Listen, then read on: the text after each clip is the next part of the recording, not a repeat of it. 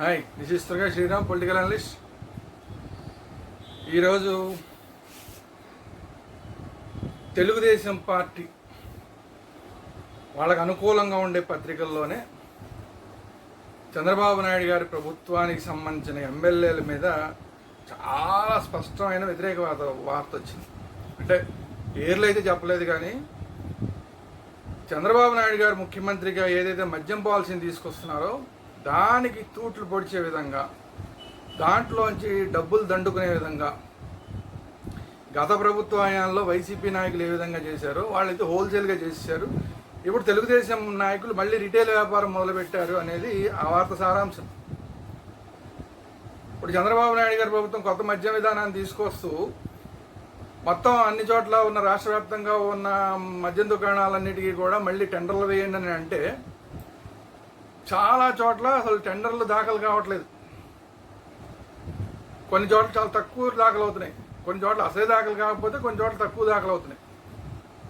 దీనికి కారణం ఏంటయ్యా అంటే ఈ మెజారిటీగా తెలుగుదేశం పార్టీ ఎమ్మెల్యేలు, తర్వాత కూటమి పార్టీలో ఎమ్మెల్యేలు, వీళ్ళందరూ కలిసి తమ తమ నియోజకవర్గాల్లో ఎవరైతే మద్యం వ్యాపారస్తులు ఉంటారో వాళ్ళందరికీ డైరెక్ట్గా కొంతమందికి, ఇండైరెక్ట్గా కొంతమందికి వార్నింగ్లు ఇస్తున్నారంట. మీరు పొరపాటున కూడా వెళ్ళి టెండర్ దాఖలు చేయొద్దు, నామినేషన్ దాఖలు చేయొద్దు, దాఖలు చేస్తే మాత్రం చాలా తీవ్రమైన పరిణామాలు ఉంటాయి, మా అనుమతి లేకుండా ఎవరు కూడా మా నియోజకవర్గాల్లో మద్యం వ్యాపారం చేయడానికి వీల్లేదు, అవన్నీ మేమే చేసుకుంటామని మాట్లాడుతున్నారు. ఒకవేళ ఎవరన్నా టెండర్లు దాఖలు చేస్తే కూడా వీళ్ళు దాంట్లో ఒక్క 5 పైసలకు ఎమ్మెల్యేకి ఒక్క 5 పైసలు కూడా దాంట్లో పెట్టుబడి పెట్టకుండానే ఖచ్చితంగా ఎమ్మెల్యేకి ప్రతి దుకాణానికి సంబంధించి, మద్యం దుకాణానికి సంబంధించి కొంత వాటా ఇవ్వాలట. అలాగైతే టెండర్ దాఖలు చేసుకోవచ్చు, లేదంటే అసలు దాఖలు చేయడానికి వీల్లేదు. ఇంకా కొన్ని చోట్ల ఇంకా ముదిరిపోయిన వాళ్ళేమో అసలు దాఖలు చెయ్యాలంటేనే ముందు ఎమ్మెల్యే గారికి కొంత చదివించుకుని ఆ తర్వాత టెండర్ దాఖలు చేయాలంట. ఆ తర్వాత టెండర్ దాఖలు చేసిన తర్వాత టెండర్ యాక్సెప్ట్ అయితే మళ్ళీ వీళ్ళకి వాటా, ఎమ్మెల్యే గారికి ఓ వాటా ఇవ్వాలంట. ఇట్లా శ్రీకాకుళం దగ్గర నుంచి మొదలెడితే అనంతపురం దగ్గర నుంచి మొత్తం అన్ని జిల్లాల్లోనూ ఇదే పరిస్థితి ఉంది అనేది ఇప్పుడు టీటీడీ అనుకూల పత్రికలో వచ్చిన సారాంశం. అంటే ఏ స్థాయిలో వీళ్ళు తెలుగుదేశం సంబంధించిన ఎమ్మెల్యేలు వీళ్ళందరూ కూడా భయపెడితే అలాంటి మెయిన్ పేపర్లోనే అలాంటి వార్త వచ్చింది అనేది అర్థం చేసుకోవాలి. అసలు ఒరిస్సా నాయకులు, ఆంధ్ర వాళ్ళు కాదు, ఒరిస్సా నాయకులు కూడా ఇక్కడ టెండర్లు వేస్తారంట. ఒరిస్సాకి సంబంధించిన ఒక ఎమ్మెల్యే వాళ్ళ నాన్న, ఎమ్మెల్యే కూడా కాదు, ఆ ఎమ్మెల్యే వాళ్ళ నాన్న ఇక్కడ టెండర్లు దాఖలు చేస్తాడంట. అతను టెండర్లు దాఖలు చేయడం కోసం మొత్తం శ్రీకాకుళం జిల్లాలో కొన్ని నియోజకవర్గాలు అసలు ఎవరు టెండర్ దాఖలు చేయడానికి వీల్లేదంట. ఒక 2-3 నియోజకవర్గాల్లో మొత్తం అసలు అంతా వాళ్లే. మరి వాళ్ళు ఏమన్నా వీళ్ళకి ఇక్కడ ఉన్న ఆ ఎమ్మెల్యేలకి, ఆ బోర్డర్లో ఉన్న ఎమ్మెల్యేలకి ఏమన్నా డబ్బుల పరంగా ఏమన్నా ఎలక్షన్లో అప్పుడు సహాయం చేశారో ఏం తెచ్చారో మనకు తెలియదు. ఒరిస్సా సంబంధించిన ఎమ్మెల్యే వాళ్ళ నాన్న వచ్చి ఇక్కడ టెండర్ దాఖలు చేయడం కోసం అసలు ఆంధ్రాలో శ్రీకాకుళం జిల్లాలో వాళ్ళందరూ టెండర్లు దాఖలు చేయడానికే వీల్లేదంట. బెదిరింపులు. ఇది పరిస్థితి. అసలు ఈ కూటమి ఎమ్మెల్యేలని, తెలుగుదేశం ఎమ్మెల్యేలని ప్రజలు ఎందుకు అనుకున్నారో ఫస్ట్ ఒళ్ళు దగ్గర పెట్టుకుని అర్థం చేసుకోవాలి. ఎమ్మెల్యేలు ఒళ్ళు దగ్గర పెట్టుకుని అర్థం చేసుకోవాలి.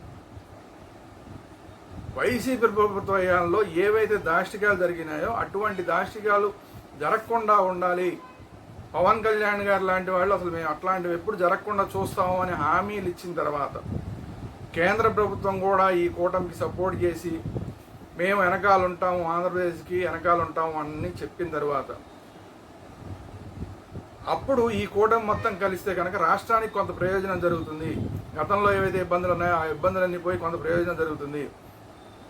ఆల్రెడీ గత ప్రభుత్వ హయాంలో, అంటే వైసీపీ కన్నా ముందు జరిగిన తెలుగుదేశం ప్రభుత్వ హయాంలో ఏవైతే పొరపాట్లు జరిగినాయో వాటి నుంచి పాఠాలు నేర్చుకుని ఉంటుంది తెలుగుదేశం పార్టీ కానీ, అప్పుడున్న ఎమ్మెల్యేలు కానీ, వాళ్ళంతా కొంత పాఠాలు నేర్చుకుని ఉంటారు.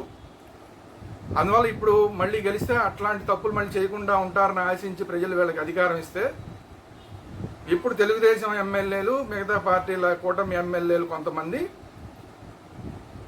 మద్యం మీద డబ్బులు దండుకునే కార్యక్రమం, రిటైల్గా దండుకునే కార్యక్రమం. ఎవరి నియోజకవర్గం వాడిది, నా నియోజకవర్గం నాది, నీ నియోజకవర్గం నీది, నీ వ్యాపారాలు నువ్వు చేసుకుని ఆ వ్యాపారాలు నా నియోజకవర్గంలో ప్రతి మద్యం షాప్ నుంచి నాకు వాటా ఆదాయం రావాల్సిందే అని చెప్పి మొదలుపెట్టారు. ఇదే విధానం గనక కొనసాగితే మళ్ళీ తరిమి కొడతారు ఇలాంటి ఎమ్మెల్యేలందరినీ.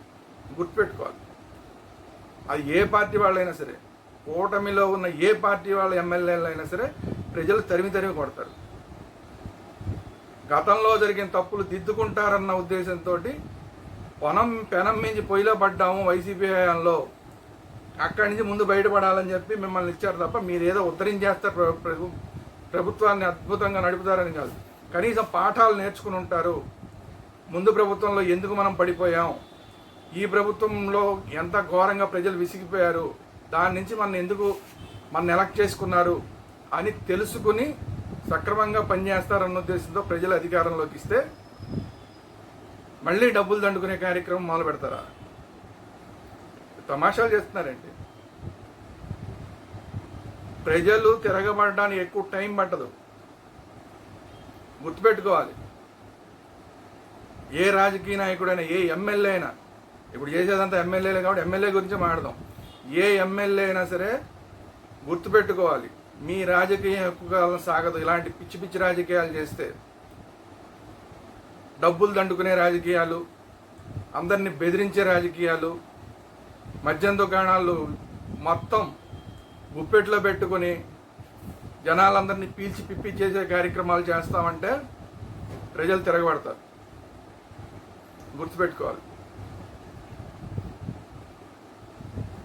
మీ మీద మీకు అనుకూల మీడియాలోనే పేపర్లోనే అంత పెద్ద స్థాయిలో వార్త వచ్చిందంటే మీరు ఎంత ఘోరాలు చేస్తున్నారనేది ఇప్పుడు మళ్ళీ తెలుగు ప్రజలందరూ, ఆంధ్రప్రదేశ్ ప్రజలందరూ అర్థం చేసుకుంటున్నారు. మీ పేర్లతో సహా మాట్లాడే పరిస్థితులు తీసుకురాకండి. మీ పేర్లతో సహా మాట్లాడే పరిస్థితులు వస్తే నియోజకవర్గాల్లో మీ పరిస్థితులన్నీ మారిపోతాయి. జాగ్రత్తగా ఉండాలి.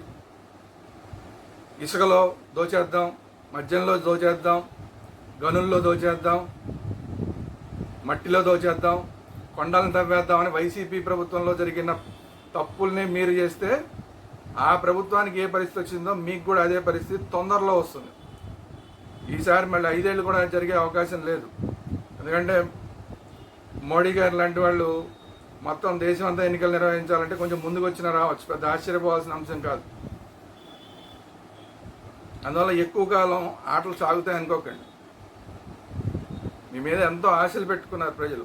ఆశల్ని అడియాశలు చేసి దోచుకునే కార్యక్రమాలు మొదలెడితే కూటమి వాళ్ళైనా సరే, కూటమి ప్రభుత్వంలో ఉన్న ఎమ్మెల్యేలైనా సరే అందరికీ వ్యక్తిగతంగా దెబ్బ తగులుతుంది. మీ అందరికీ గుణపాఠం చెప్పాల్సి వస్తుంది, ప్రజలు చెప్పాల్సి వస్తుంది. గుర్తుపెట్టుకోండి. సో ఇది ఈరోజు వీడియో. ఈ వీడియో కనుక మీకు నచ్చినట్లయితే లైక్ చేయండి. అలాగే మీ అభిప్రాయాలు ఏంటి?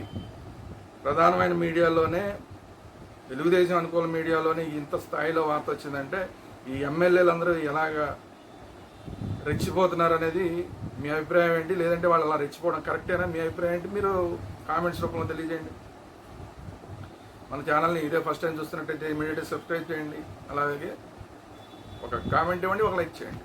ఈ వీడియోని అందరికీ షేర్ చేయండి. ఎందుకంటే ఈ ఎమ్మెల్యేలు దారిలో పడాలి. దారిలో పడకపోతే చాలా దెబ్బ తగులుతుంది. ఆంధ్రప్రదేశ్కి చాలా ఇబ్బంది అవుతుంది. ఈ ఎమ్మెల్యేలు అందరినీ దారిలోకి తెచ్చుకోవాల్సిన బాధ్యత మనందరి మీద ఉంది. ఓట్లు వేసిన మనందరి మీద ఉంది. కాబట్టి ఈ వీడియోని అందరికీ షేర్ చేయండి.